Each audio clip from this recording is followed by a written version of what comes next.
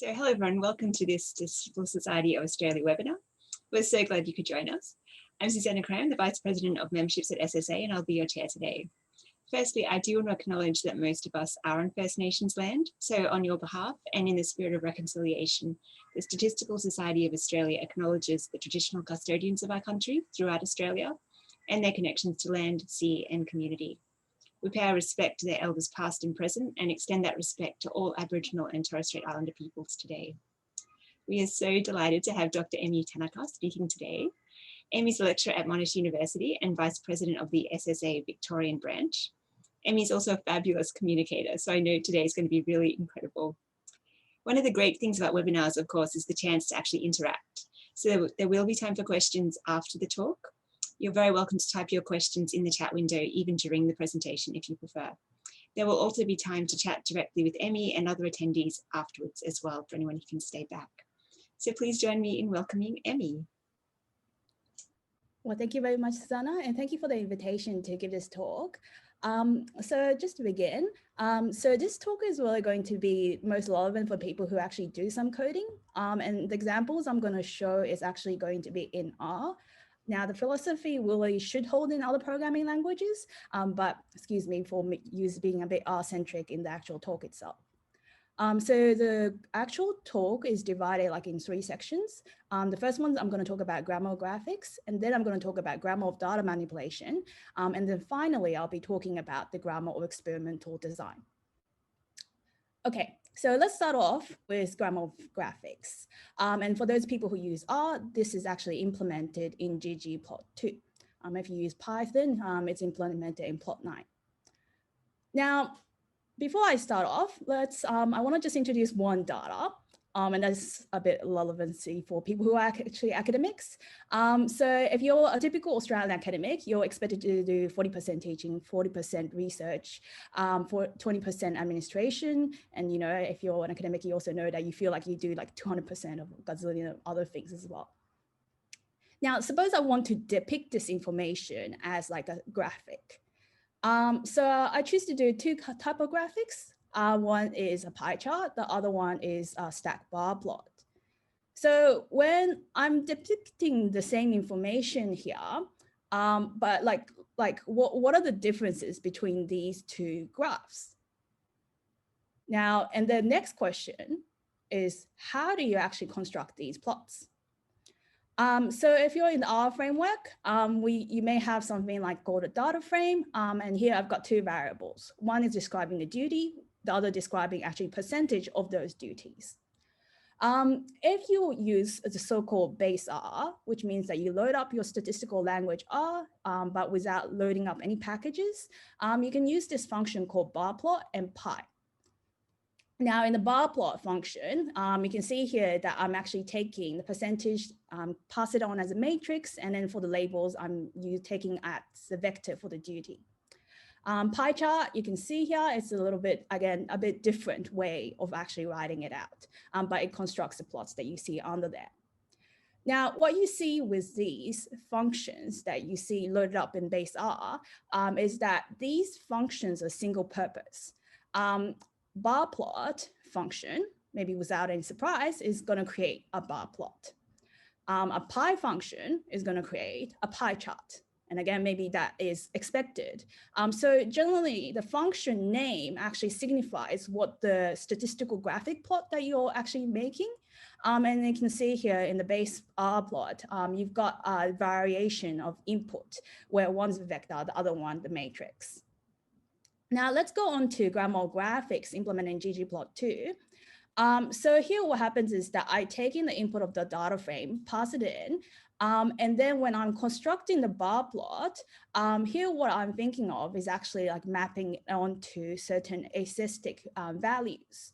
So here for X, I'm just creating a bit of a dummy, and then the Y-axis is actually going to represent the height in terms of the percentages.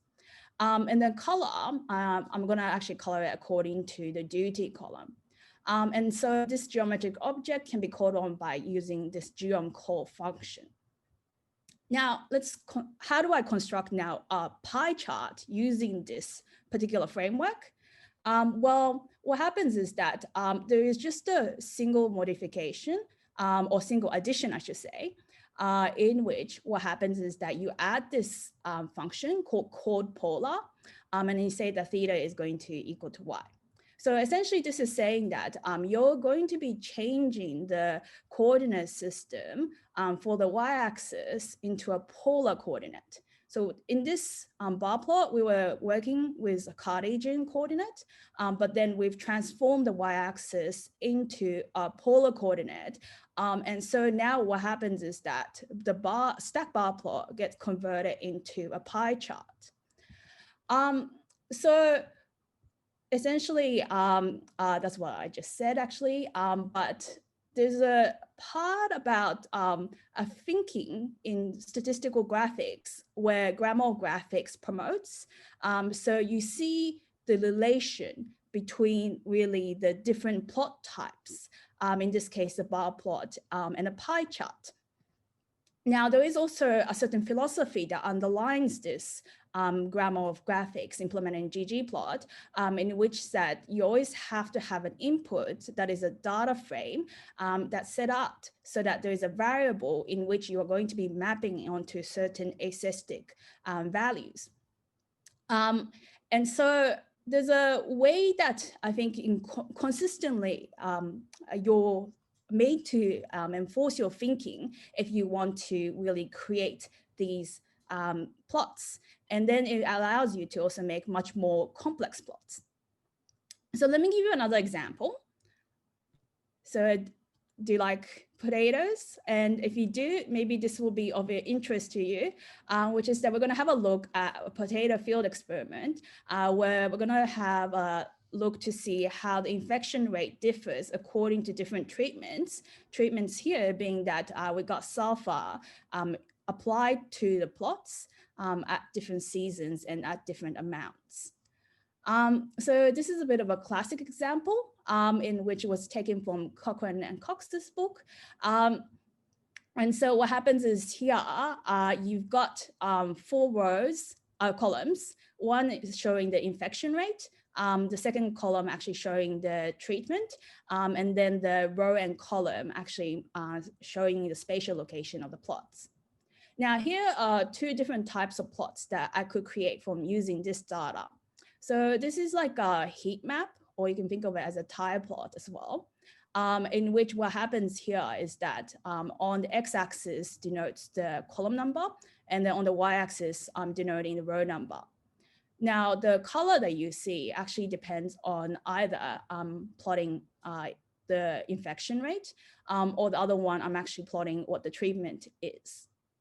So now when you think about creating these plots, you start thinking about this in relation with this particular data. So hopefully that's not like too difficult if you're familiar with ggplot. So the main thing between these 2 types of plot that differs is really about the color component. And so the mapping of the infection rate onto the field color. Again, this kind of enforces a certain way of thinking about your statistical graphics. So a few lessons from really grammar of graphics. One is that when you use grammar of graphics in ggplot, it creates this ggplot object, which can be modified. So this is quite different to when you're working with base plots, when you create those actual plots, those things don't actually serve any more than what's it meant to do, which is to actually have this printing of the graphical object. So when you create a pie object, you can't modify any more than a pie, like when using the base function. And in fact, if you try to save it as an object, I think the pie one actually just saves as a null object because mostly it's relying on the actual printout of the graphical object. And then I think with the bar plot, if you save it, it actually returns a vector of actual values in there. Now with ggplot, the actual printing is like a side effect. It doesn't actually do any printing of the actual graphics until you actually force it to print itself. Now, it's quite generalizable in a sense that even though commands may actually feel quite verbose, but you're not actually limited in types of the plots that you can construct. And this again differs to the single purpose functions where, the life of a pi function or life of bar plot functions are to serve those particular type of graphs.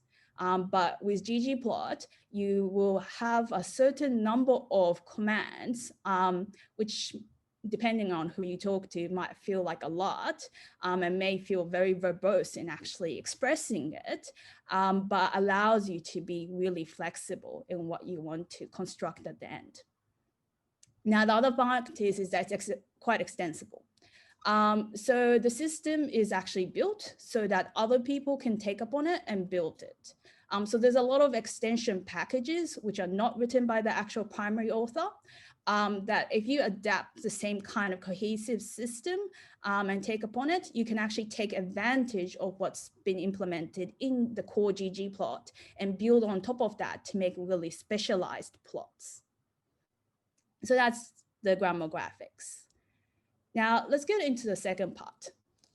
That is the grammar of data manipulation. Now in R, this is implemented in the package dplyr. And if you're in Python, it's kind of got the imitation in pandas. So I want to give you just 1 minute to have a look about this code. And while you're looking at this, I want you to think about it, what it's doing. And it doesn't matter if you're not from an R background.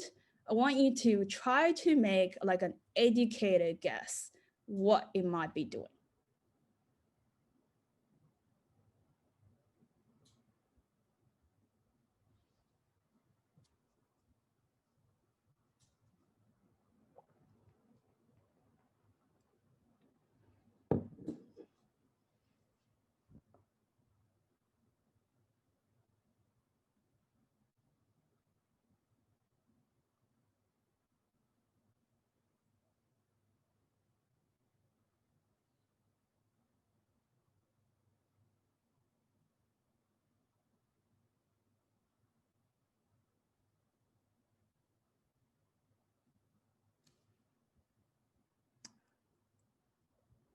Okay, and I realized that I pushed in the wrong one, should have pushed it here. Anyway, so that was 1 minute up. Okay, so I'll come back and talk about this more extensively, but quickly, the first one is giving a mean for essentially the infection rate for each of the treatment group. In the next part, basically creating a variable called season, which actually has which season that sulfur was applied. And the very last one, what happens is that it's talking about extracting how much sulfur was applied based on the treatment name that was actually implemented. And the last one, part 4, you're moving treatment after the column. All right. Now here between the two that you see on the left and the right, it's doing sort of a similar thing, but which one do you feel is actually easier for you to understand what's happening?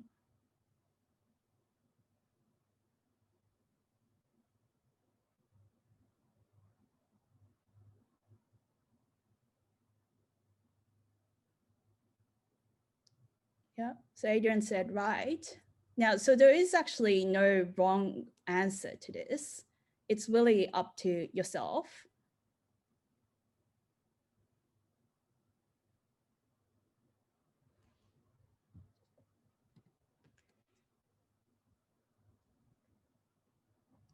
Okay. So part of it here is that on the left, what you see is actually something that's implemented just from the base one. Now, on the right part, you have to load up the package dplyr in order to get this.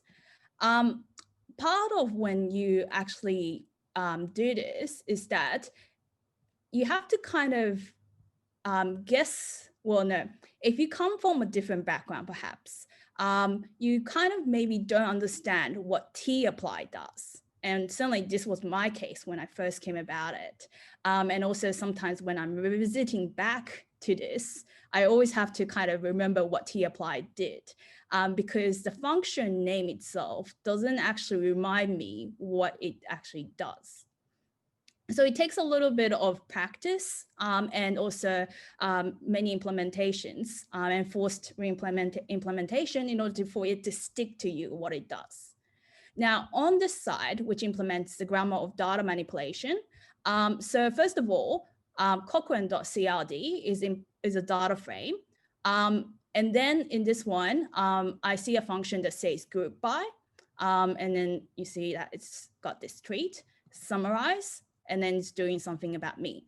So maybe you don't exactly know what these functions are doing, but then there are some, because the words actually that's using it is actually quite like a proper English, it sounds, you can kind of make a guess what it is. And then for those who don't know, what's happening here is that you're grouping by each of the treatment levels. And then in the next step, you're taking the mean of the infection rate for each of the treatment groups. So you can see the calculated mean on the second column for each of the treatment group that's signified in the first column. So here in the base part, you do require a bit of a specialized knowledge. If you're an R user and maybe you're very familiar with tapply, you know what it does. But then for those people who are new or who just started in R, this function name can make it less accessible. And then also the way that argument names are designed might be also make it a bit hard to guess what should actually be modified to make it a bit different. So anything, whenever you have a function that somehow requires a little bit of special knowledge, or like each function is like applying something ad hoc. So if you go to like a similar function, and so there's a function called lapply, sapply, like would you know how to use it? Because they seem like they're similar functions, but then do they have similar inputs? So when you have this like, you know, way that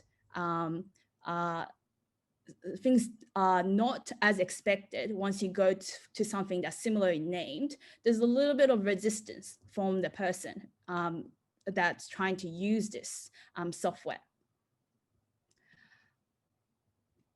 So going back to the previous one, so when you had a look at that base code, there was each part of it was doing something different. And so in part 2, this was a case where I was trying to create a new variable called season, which tries to look at the treatment column, that if it has F in it, it's a fall. If it's got S in it, it's got spring. And if it's a control, it was actually not applied in either of the seasons. And then there was also the part, again, looking from the treatment column, you were trying to data wrangle in order to create the amount of sulfur that was actually applied depending on the treatment. So contrast that to the grammar of data manipulation. What happens here is that you creating a new column. One is called season, the other is sulfur. Now, depending on what you have as a label in the treatment, where if there is a F in it, it means it's fall. If it's got S in it, it means spring. If it's falls for neither, then it's going to be not applicable. Again, if the treatment actually has 12, 6, or 3, then it implies that it has 1,200 pounds per acre, 600 or 300 pounds per acre. If it doesn't fall into any of this, then it's going to be just 0 amount of sulfur. So again, you want to contrast to this approach where you don't have that extra package loaded in R. So again, this may differ according to personal preference, but if you think about it from perspective, how widely do you think this is going to make it accessible to other people? So even if it fits for you, you got to keep in mind that other people are likely to read your code. So it's not so much about that, whether it also feels right for you. You also have to think about people who you share your work with. And also like, you know, when they read it, when you or other people read it later, they can kind of infer what might be happening without having to recall these specialized terms each time. And the last one is actually moving treatment after the column. And so what happens here is that I'm actually specifying exactly how it's laid out.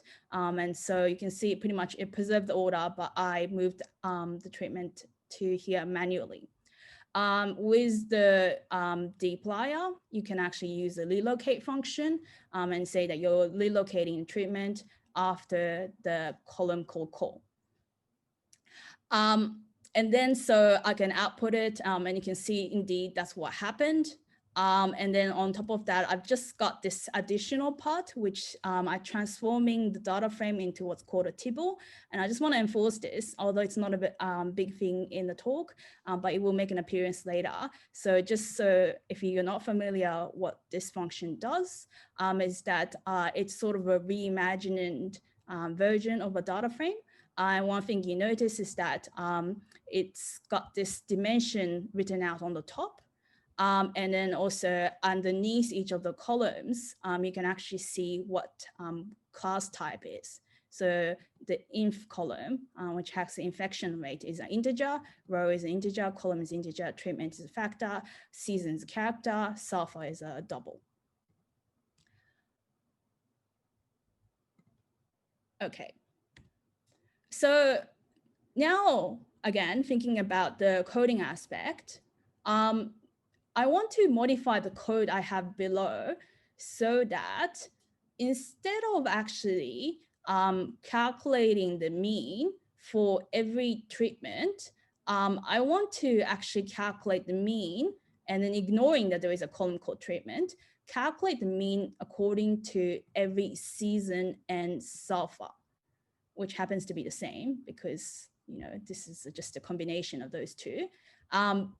But let's say that there is no treatment column. How am I going to modify these code so that I'm going to calculate the mean by season and sulfur? Now, here's a modification. And then here you can see in the dplyr code, what I've got is that I've just added on season and sulfur instead of treatment. In tapply, I've got this list. And then when I have this list, I give it in the season sulfur, and the return object now, instead of having an array, I've got a matrix output instead. Of course, I can do it actually another way, where I can actually paste it and make this concatenated vector and then calculate the mean of the combination as well. Again, thinking about it, here you had to realize that you had to use list if you had actually combinations of different variables that you wanted to take a particular function, in this case mean by, but you might have thought of using C, which concatenates the two as a vector instead. Like, how do you know which one to use? So again, there's a little bit of like specialist knowledge in order for you to know how to go about doing it.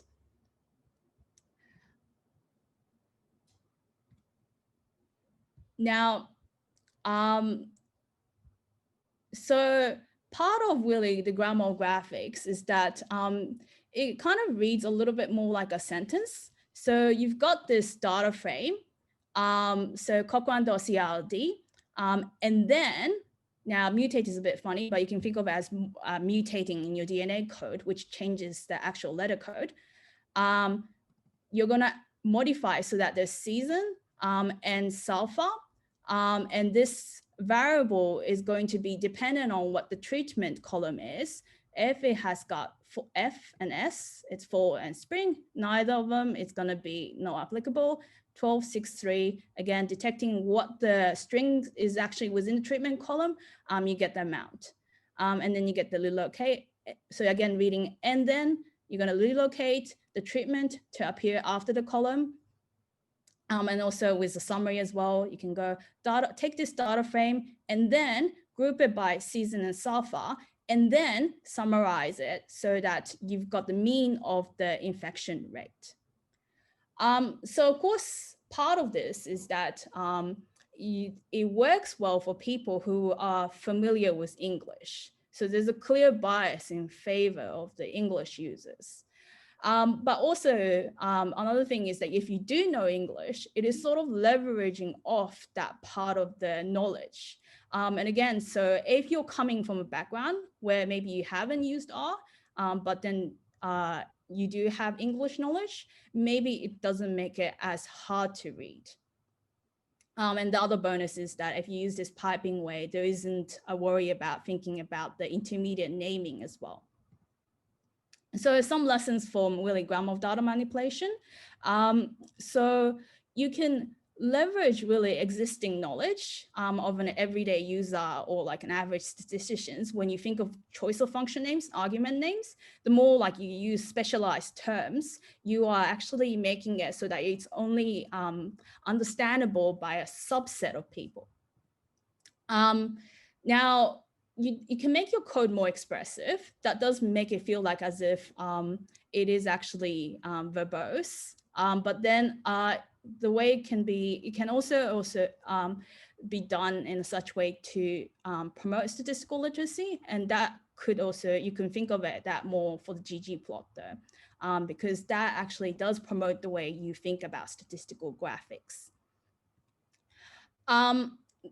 Having consistency in input and output really makes it easier to manage like expectations. And there's a offloading of the mental load because you don't have to always remember like an ad hoc approach to every little function that you're actually using. You remember this one philosophy and it kind of holds for the other functions. So you can kind of like don't have to remember so many different rules. And I see actually a lot of questions. Forgive me for moving on. I'll come back to a lot of them maybe at the end if I can, because I'm not very good at reading and talking at the same time. So I was wondering about with all these things, like can actually all of this be considered statistics when you're talking about software and how to actually design it so that people can use it more effectively? And I'm very curious, what do you all think about this?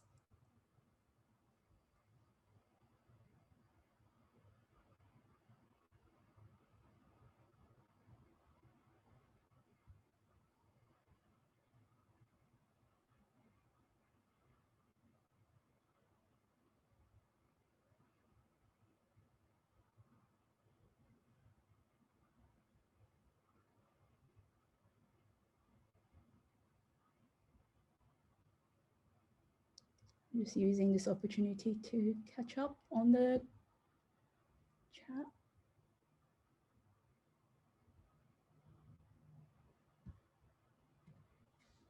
Okay, a number of you said you did consider this as statistics. Would you consider it as part of data science?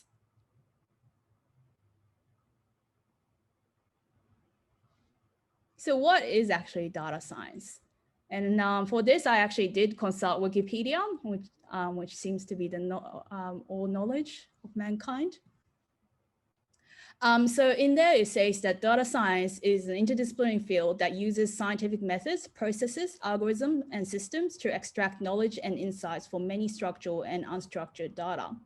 Data science is related to data mining, machine learning, and big data. So when I read this, actually, I have to say, isn't this what statistics is about? Because I saw it really, statistics is about extracting knowledge and insights from data. So thinking a little bit more of a bigger picture of the people who are involved, you can kind of, and maybe this is actually overly simplified, but classify people according to whether two types. One is that they're less statistically trained. The other one is that they're well-trained in statistics. So they may have gone years of undergrad statistical education or other types of statistical education. They've been practicing statistics for a long time, so they're well versed in the language of statistics. Then there are other people here who, maybe they have zero statistical knowledge, and then or other people who have a bit of statistical knowledge and may need to actually apply statistics. Now, in truth, there is actually a lot more people in the former group, right? Where there is way more less statistically trained people in the world. So statistics by nature, from my point of view at least, is interdisciplinary and about extracting knowledge and insight from the data. And so that kind of sits in what I thought the definition of what data science is in Wikipedia. But I think in part, statistics became a place where the communications largely became exclusive to a selective set of people who may be really well trained. So the language that we use might be very much exclusive to a certain set of people who have really specialist knowledge. Just to give you like a more simplified example, definition of p-value for say. I think we are very much obsessed about p-values for one, and also, but then like for a newcomer to the area of statistics, that's a concept that's very difficult to actually grasp. It takes a while before it really gets in there, right? But we have, as a community, kind of strict adherence that you've got to follow a certain definition and protocols. And sometimes we kind of enforce that more in more in favor over practicality. And so I think the nature of what happened in data science and also in statistics, they have like sort of a similar motive in the sense that you want to extract knowledge, you want to understand about the data. But then I think there was a growth in statistics where especially statistics research became a little bit more talking to really people who have the same set of knowledge and less talking to people who have other kind of knowledge. And so I think that was more a move and a call for a need to, and maybe from people outside of statistics who felt there needs to be something that actually they can adopt and use. So we are very much outnumbered as statisticians in the world. If you count the number of people who are not well trained in statistics, there are way, way more than us. But a lot of these people actually consume statistics or need to use statistics. And so I think there's a thing where we have to, as a statistics community, to think about going beyond actually talking among like-minded peers. And so I think that's partly the motivation where data science arose, in the sense that statisticians may have, as a community, started off really thinking about motivating data, but then started really doing things that are actually much more talking to among themselves, possibly in research. If you want to publish in top-rated statistics journals, you may need to talk about, like if you come up with a new estimator, explain about how it's sufficient, how it's consistent, how it's efficient and whatnot. Now, everyday people don't really understand anything about sufficiency, consistency, efficiency, and so forth. And so it's a conversation that actually only well-trained statisticians can get on board. And then you kind of leave them out because they don't have that specialized knowledge. And so that's part of what I see really when people say data science. It might be a little bit more aligned with things like machine learning and big data, but I think it's because partly you use that data to draw something that's meaningful for people who may be less statistical trained, and they can use black box models easily. And somehow you can get something meaningful. Maybe it's not the most statistically rigorous approach, but they can understand what the output means. And I think as a statistics community, while I think it's not a bad thing that we actually do have languages that actually help us understand more in depth about the statistical concepts, there is a bit of need to make sure that we do go talk beyond people who are like-minded as well.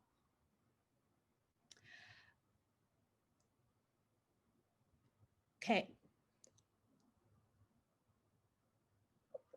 So the last part I want to talk about is the work that I'm actually working on, which is the grammar of experimental design. And so I'm trying to develop it as an R package called edibble. And so I'll need to show you a bit of the prototype and what I think about the underlying concept behind it. So before I begin though, I want to kind of explain a little bit about experimental design for those people who may have forgotten or not done classical experimental designs before. As an example, I want to show you the one that the experimental design course I used to teach at University of Sydney back in 2017 to 2019, and how it was done, I guess. So over 3 years in Sydney, the course itself was called Applied Linear Models, but it had experimental design component in it. And I think if you do an undergrad stats course in USyd, that was the only place we teach experimental design, not counting survey design. So what did I do during that period? So I took on board, and then so there was this list of designs. So there I taught completely randomized design, randomized complete block design, Latin square design, balancing complete block design, factorial design, to the K of factorial design when I took over in 2017. But I actually don't like to the power of K design, so I took it out on 2018 and included split plot design instead. So if you're not familiar with it, so here's a complete randomized design. I've got 6 people and maybe 3 types of drugs. And what's happening here is that I've got, in this particular case, equal replicates of each treatment of the drugs. And essentially what happens is that 2 people are assigned to each of the drugs randomly. So when I teach it, it'll be like, oh, here's a complete randomized design. And here's how you do the analysis of it. Here's a model, here's your ANOVA table. And then we show the next one, we go, this is a randomized complete block design. This is how you modify your model. And this is how you do your analysis. So here what happens is that you have some kind of blocking structure instead. So you can see it's sort of similar to what you saw before, except for here, what happens is that your units have some kind of blocking structure, which happens to be the sex here. So 3 females and 3 males in the resources that you have available. Then you have Latin square design. And then, so again, you explain what the structure of a Latin square design is, and then you show them how you do the analysis that includes the model and the ANOVA table associated with it. Then balancing complete block design, factorial design, split plot design, and so forth. So I'll share the slides later, so you can actually have a look, read more onto this if you're not familiar with those types of design. But what you notice there when I'm teaching, it goes through sort of like a recipe-driven approach where here's a list of the designs, here's the analysis I'm actually going to do it by. So I think during that time I was teaching, I felt very dissatisfied. And I think if you do experimental design, you always tell people you shouldn't think of your experiment design as like selecting from a list. But then I felt really funny when we're teaching it, we're kind of doing exactly that. So I had a very much like a thinking back then of like, well, is there like a better way of going about it? In part, like, is there something in terms of software that can actually provide students to actually generate designs as well? So I had a look at the design of experiment packages available on CRAN. And so there is a task view for design of experiments in which there contains 229 R packages for design of experiments. Now, the top 10 downloaded R package in 2018 was this package called Ugly Collet. Now, if you do actually look at it in 2019, it does change a little bit where Arc Design is actually #1. But keep in mind that actually Ugly Collet does import Arc Design. So if there is a new version of Arc Design, it may have downloaded as well along with Ugly Collet. So regardless, there are ways to, get the download data higher, like for example, by releasing many more CRAN packages. So people need to download new versions. But one thing that you can see is that these two packages definitely have way more downloads compared to the other R packages that's related to the design of experiments, at least in the R world. So let's have a look in the functions in which to generate designs for Ugly Collet. So there's this function called ugly design.crd. Now you may have guessed, if you know your names designs, that this is actually generating complete randomized designs. I want you to, as I show you these functions, think about the inputs and then also look at the outputs as well. So here I have 3 treatments. And this function, I pass in the treatment and I pass in the number of replicates. So if you have a glimpse, it's like a list that you get back that you see here. And then so here's like just a little sketch that I drew in ggplot just so that you can see what the design is. Next one, well, again, have a guess what it might be. If you're familiar with your classic designs, design.rcbd is going to be generating the randomized complete block design, where in this case, I've got 3 treatments and I've got 2 blocks. So it'll look like something like this. Again, have a look at the output as well. So contrasting from before, there's a sketch there compared to before. And the list is 3 lists instead of 2. So Latin square design, design.lsd. You're just passing treatment here, no replicate numbers. Balancing complete block design is BIB. Factorial, and this was a bit harder to guess because it's actually using design.ab. Although it says AB, it does actually allow you to have more than 2 different factors for the treatments. Okay, next one is design.split. This one is generating split plot design. So with split plot, you've got 2 treatment factors. The big idea really with split plot design is that you're applying one of the factors to the whole unit, whereas the other one is getting applied onto the subunit instead. So you can think of here that there's 2 treatment factors, 1 treatment applied to 4 subplots, all grouped together. The next treatment is randomized within that particular block. Okay, well, do you remember the base plots? And if you go back, remember how if you have a particular name statistical graphic, like you want to create a bar plot that corresponds to a bar plot function, pi is a pi function. So kind of like if you think of the Ugly Collet functions, it sort of reminds you of that, right? Where each of the functions have like a single purpose of like creating a single type of design. Now, if you think of it in relation and as analogy to really ggplot, can't we think of somewhere where experimental design can be more extendable and generalizable as well? So the issue we had with the base graphics is that generally, once you create that particular statistical graphics, you're not able to do anything more on top of that. And also it doesn't actually explicitly show the difference for something like bar plot and pie chart when they are related. So that was sort of the big idea I had at the beginning of last year. And then I started thinking about how you can actually go about doing it.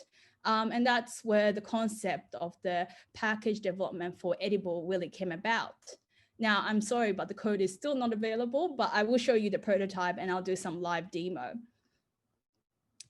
So the name comes from the fact that I showed you before that edibble was a reimagination of the data frame, and it has this like little small touches that actually makes it so that it's a bit user-friendly, right? And so it's sort of gonna adopt a similar idea to that, where like when you construct these experimental design during the process, it's supposed to have features that are user-friendly, and really small touches on small things just to make it a little bit more easier for the user. Now, edibble is a spin on the word tibble, where the idea is that at the very end of your output, when you create your experimental design, you're supposed to have a table, so a data frame. So it's going to create a table called edibble, and you can think of it as experimental design tibbles. Okay, so let me show you the prototype code. So consider like this experiment that you're doing. And you've got this field experiment with 32 plots. In fact, this is the potato experiment that we saw before. So in the package edibble, I'm going to start off saying that, okay, I'm going to initiate design and I'm going to start off with C number, which is an optional thing that you can give, just so that you get the same reproducible design. And then I'm going to set units where I say I have plot, 32 plots. And that's what I have in this left-hand side where I'm talking about creating this. Next step. Now, there are 7 different treatments. So I'm going to set the treatments. I'm going to call it treat column. And then I'm going to list out what the actual treatments are. Again, this is again in relation to the potato experiment we saw before. Okay, next step. I'm going to apply treatments onto the plot. So it will look for like what's been identified as a treatment. And if you have different treatment factors, it takes a combination of those and specify which units is going to receive that treatment. So at this point, this actually defines which unit is actually your experimental unit. Next step, then what you do is you're going to randomize your treatments. So this is actually, it has no structures defined in the units, so it does just a complete randomized design. Now at the very end, you want to actually, of course, get a table. And so if you say serve table, then you get your table out. And you can see here, it's just like what you had before with the tibble, but it's just called edibble and gives you the dimension of what you have in your data frame. So again, the motivation is a bit similar. It's a mix of that grammar of graphics and grammar of data manipulation, where one thing it's supposed to be more expressive. So you kind of like, when you're reading it through, you feel like you're actually kind of seeing the process of how the experimental structure is defined and how you're actually applying treatments along the way. Now, nowhere here do I ever say that this is a complete randomized design, because I think this is actually a term that is a specialist kind of knowledge, right? That's something that we use to describe a particular type of design. And I think for everyday language, when we're just talking to somebody where you don't want to be, expressing everything from scratch, it's easy to refer things like complete randomized design. So it has its uses, But then when you use these kind of specialized terms, first of all, people need to know that language. And the other thing is that these actually create only a specific type of design. So it's a bit hard to extend upon it and generalize it as well. Now, let's say I modify this. And so the modification here comes from this part where I say now the field experiment I have is that I've got 2 blocks, which each of them have 16 plots. So the only modification I did is this part of the units where I define the 2 blocks that I have. And then for each of those blocks, I have 16 plots. So plot is nested in block and there's 16 levels of each.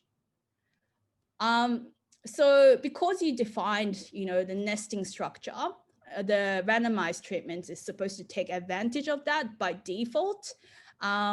And this creates like a randomized block design. One of the things here is that you're supposed to be able to see the difference between the complete randomized design and this randomized block design.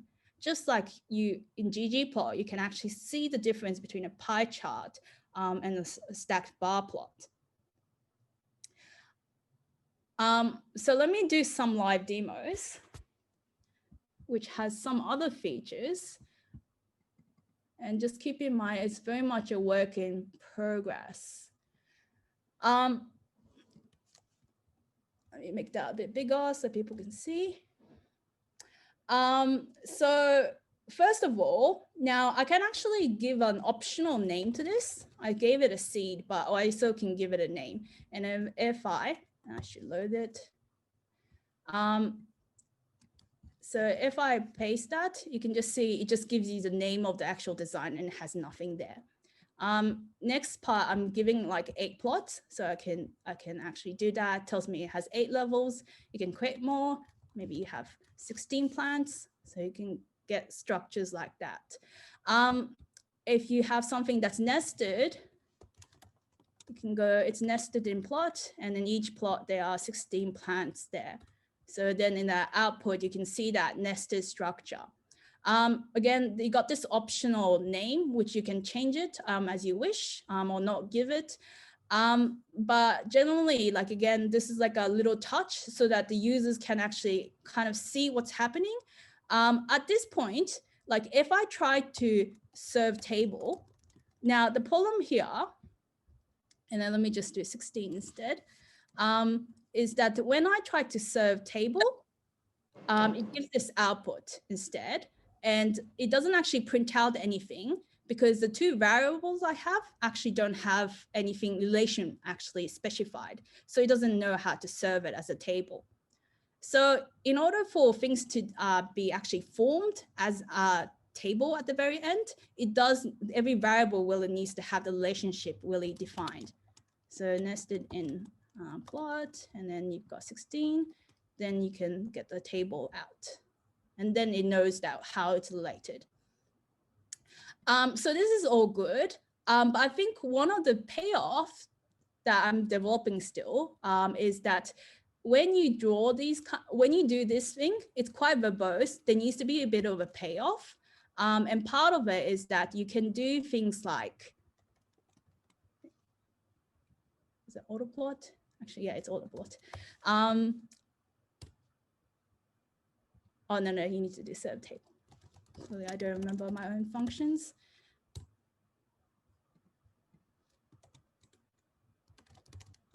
Oh, I know why. So I think one of the important part is going to be that when you do all this, you define your structures, you define your relationship, you should take advantage of that and try to really draw the plots, which I am not getting anymore. Huh.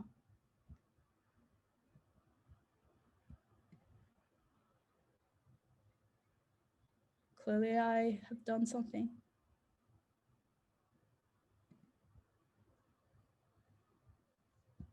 Well, let me show the other one then in that case. So that one just shows you a simplified one between the two relations. So treatment to plot. There is another one which I actually do, which draws out the actual plot.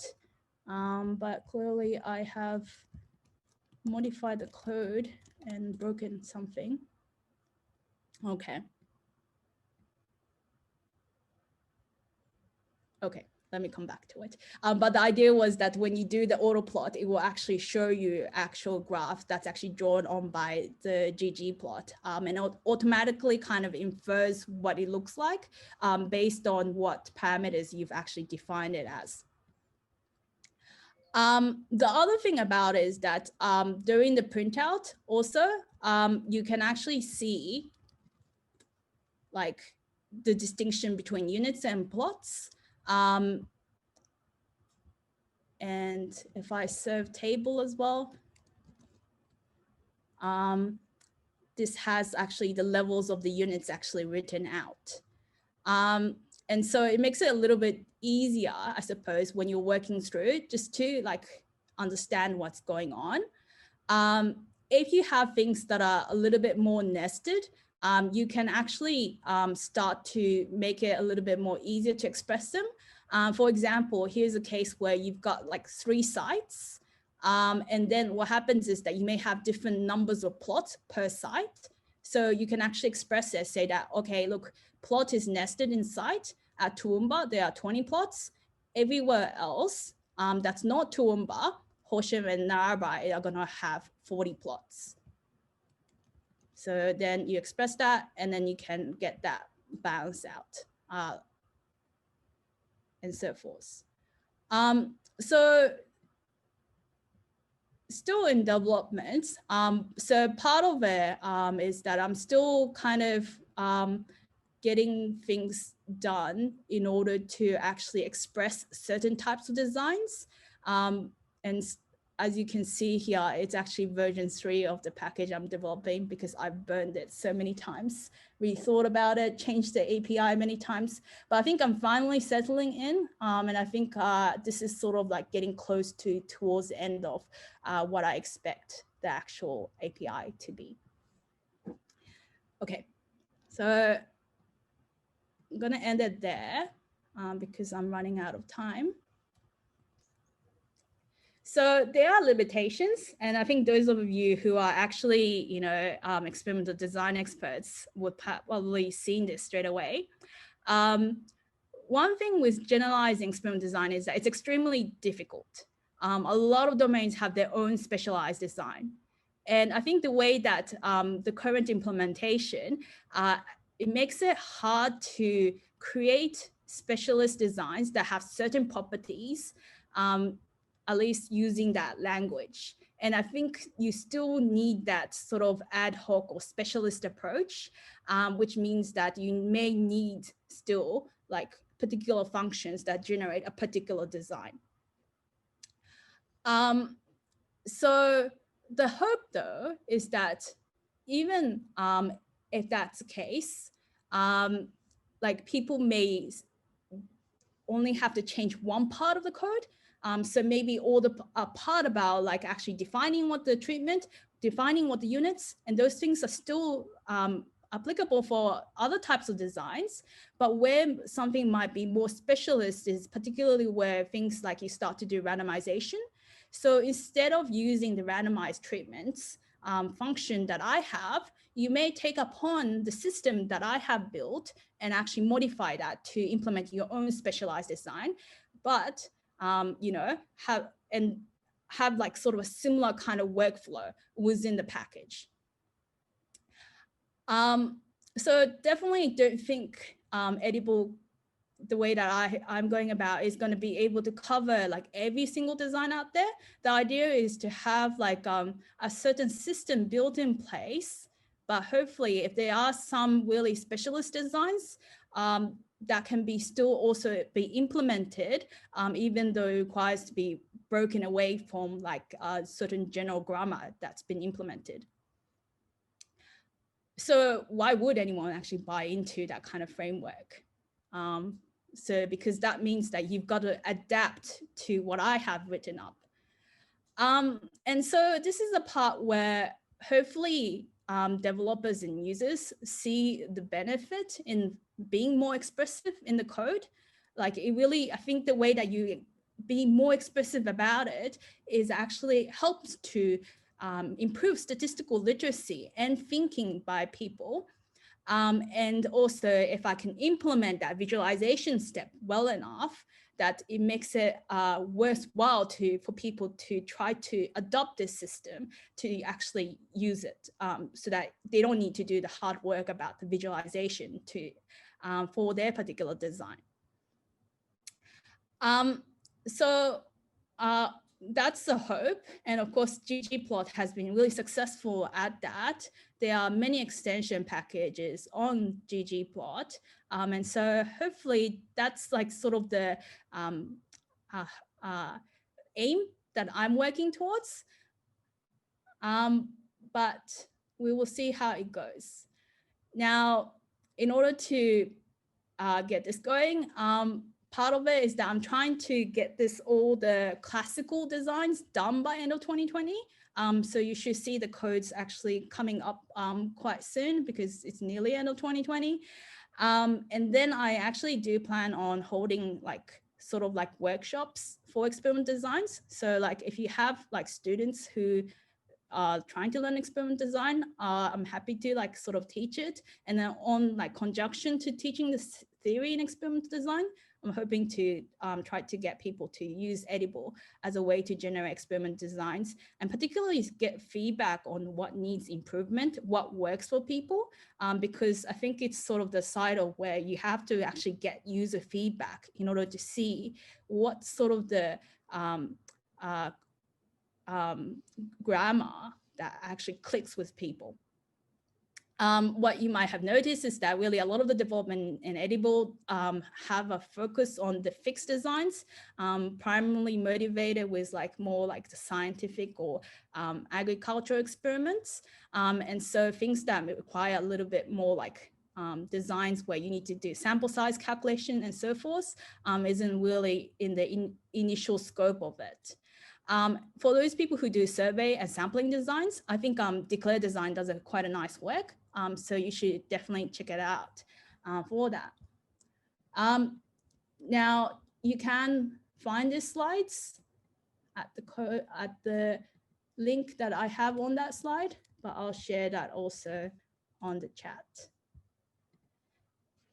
And that's all by me. Thank you.